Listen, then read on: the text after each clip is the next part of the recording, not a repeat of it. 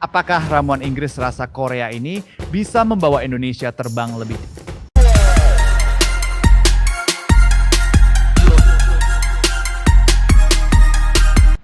Pelatih baru untuk tim nasional Indonesia sudah ditunjuk. Yang masih belum keluar adalah prediksi susunan pemain yang akan dipakai oleh pelatih baru Garuda ini. Masyarakat sangat menantikan pilihan starting 11 dari John Herdman, terutama menjelang agenda terdekat yaitu seri FIFA pada bulan Maret nanti, di mana Indonesia menjadi tuan rumah. Sebenarnya, sampai sekarang Herdman masih belum terlihat. Tapi kabar terbaru mengatakan bahwa Herdman akan menggabungkan asisten pilihan dengan pelatih lokal. Meskipun begitu, kita setidaknya sudah bisa menebak siapa saja pemain yang kemungkinan akan dipanggil untuk skema Herdman. Dalam video ini kita akan membahas formasi yang mungkin dipakai oleh Herdman, kriteria yang digunakan untuk memilih pemain, serta konsep permainan dengan pemain yang ada. Ya, Herdman langsung dapat sebutan sebagai STY versi Inggris. Tapi kenapa bisa begitu ya? Ternyata hal ini karena taktik Herdman mirip dengan yang digunakan Coach Shin saat melatih di Indonesia. Jika diteliti lebih dalam, Herdman memang sering menggunakan skema 3 back saat melatih. Menurut Total Football Analytics, mantan pelatih Toronto FC itu sering menggunakan formasi 3-4-3 atau bisa diubah menjadi 3-4-2-1 untuk strategi permainan. Di level internasional, skema ini telah terbukti efektif saat ia melatih tim nasional Kanada. Herdman membawa permainan yang penuh semangat dan energi. Jadi kedatangan Herdman di Indonesia menandakan awal yang baru, tetapi dengan filosofi yang masih sama, karena tim nasional sudah terbiasa dengan formasi 3 back di zaman STY. Gaya permainannya sangat mirip dengan semangat yang selalu membara. Dengan taktik dan pendekatan yang serupa, apakah Herdman bisa sebaik STY di tim nasional? Sekarang, mari kita coba menyusun susunan pemain terbaik tim nasional Indonesia seperti yang diinginkan oleh John Herdman.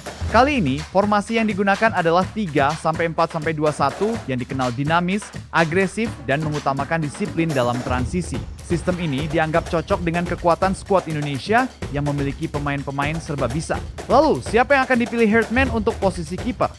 Ternyata, Herdman memiliki kriteria sendiri dalam memilih kiper yang tepat. Saat melatih Kanada, pria asal Inggris ini suka kiper yang memiliki kemampuan sebagai penyapu atau biasa disebut sweeper kiper. Misalnya, saat Piala Dunia 2022, Herdman memilih Milan Borjan yang sangat mahir dalam perannya sebagai sweeper. Data dari Fotmob menunjukkan bahwa tingkat keberhasilan sweeper Borjan mencapai 98%. Herdman pasti memiliki alasan mengapa dia suka dengan kiper tipe sweeper kiper. Sebagai pecinta strategi build-up play, Herdman melihat kiper sebagai pemain ke-11 dalam alur permainan. Ketika menyerang, kiper tidak hanya menendang bola asal-asalan ke depan, tetapi harus bisa memberikan umpan yang tepat, baik ke depan jauh maupun secara diagonal kepada bek sayap untuk memulai serangan cepat. Sementara saat tim bertahan, terutama dengan garis belakang yang tinggi, kiper di tim Herdman harus memiliki insting sweeper untuk keluar dari wilayahnya. Bukannya hanya duduk di kotak penalti, kiper harus berani membersihkan bola-bola berbahaya yang bisa menyebabkan masalah. Dari sini, kita bisa melihat bahwa Herdman tidak begitu cocok dengan kiper tradisional yang hanya bertugas menghentikan tembakan. Berdasarkan data dari Fotmob, statistik sweeper pass pada dirinya mencapai 72%, sedangkan Emil Audero hanya 6% karena dia lebih berperan sebagai shot stopper.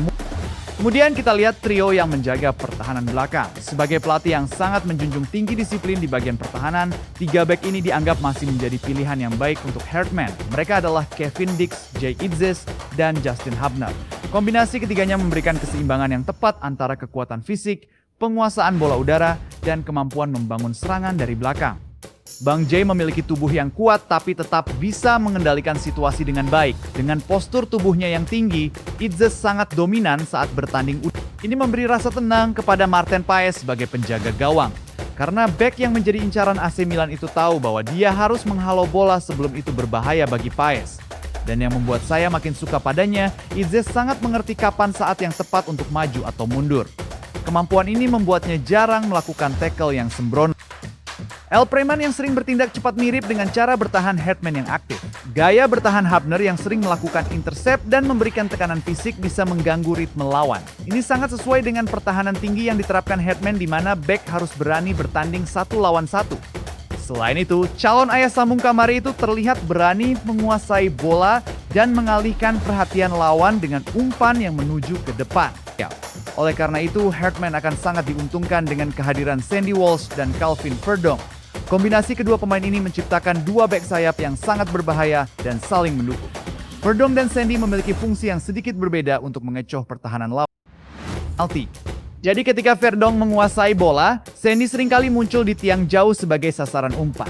Salah satu risiko dari strategi dengan 3 back adalah serangan balik cepat dari sayap. Meski begitu, baik Verdong maupun Sandy mampu menjaga keseimbangan bertahan saat terjadi transisi. Menurut Bola Sport, Hartman menganggap dua gelandang tengah sangat penting untuk keberhasilan caranya bermain. Di Kanada, ia mengandalkan pasangan gelandang aktif Stephen Eustaquio dan Atiba Hutchinson. Lalu, bagaimana dengan tim Merah Putih? Jawabannya ada pada duo Tom Haye dan Joey Pelupesi. Kombinasi double pivot ini memberikan keseimbangan dan kontrol permainan yang baik. Sepertinya Muktintut harus memberikan gelar El Metronom kepada Tom Haye. Ini tidak mengejutkan karena Prof Haye sangat pintar dalam mengatur ritme permainan tim.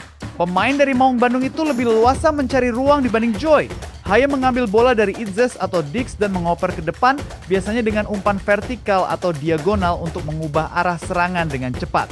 Sementara itu, Joy memiliki tugas sebagai gelandang jangkar. Pemain yang dikabarkan akan bergabung dengan Haye di Bandung ini akan bermain lebih disiplin di pertahanan. Tugasnya adalah merebut bola, melakukan intercept, dan segera memberikan umpan pendek datar kepada ke kiri, sementara Miliano bermain sebagai penyerang kedua. Karena keduanya bisa bermain di banyak posisi depan, para bek lawan pasti akan kesulitan menghadapinya. Khusus untuk Miliano, meskipun ia kuat dengan kaki kiri, ia sering dimainkan di sisi kanan dan seringkali akan mencoba menyerang ke kotak penalti. Ini selaras dengan peran Ragnar yang bisa menyerang dari sisi yang berlawanan atau menjadi umpan balik.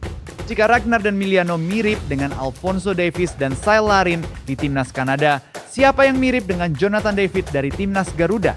Pilihan terbaik untuk Hartman bisa jadi dua penyerang ini, Ole Romney atau Ramadhan Sananta. Pilihan ini tergantung pada strategi besar yang ingin diterapkan Hartman dalam sebuah pertandingan. Ole bisa jadi pilihan saat Hartman mencari penyerang modern yang tidak hanya menunggu di dekat kotak penalti. Pria keturunan Medan ini memiliki kemampuan yang sebanding dengan gelandang serang yang ada di belakang. Ole bisa turun untuk menerima bola pendek dan cepat berganti tempat dengan pemain nomor 10. Dengan cara ini, pertahanan lawan menjadi lebih sulit untuk menjaga pemain. Selain itu, Ole juga memiliki kecepatan dan kecerdasan untuk menemukan ruang kosong di belakang pertahanan lawan. Sementara itu, Sananta memiliki cara bermain yang berbeda. Jika Indonesia menghadapi tim yang memiliki pertahanan ketat seperti Shaikh Sholat IT, Hartman sebaiknya memilih Sananta sebagai pilihan yang terbaik. Dalam kondisi seperti ini, penyerang DPMM FC tersebut bisa menjadi sasaran umpan silang yang tepat dari Kelvin Verdong atau Sandy Walsh. Dengan tubuh yang cukup berisi, Sananta sangat pas sebagai target man karena ia mampu bertarung secara fisik dengan back-back yang besar. Itulah prediksi susunan pemain timnas Indonesia di era John Hartman. Dengan kekuatan seperti ini, seberapa percaya kalian akan masa depan skuad Garuda di bawah pelatih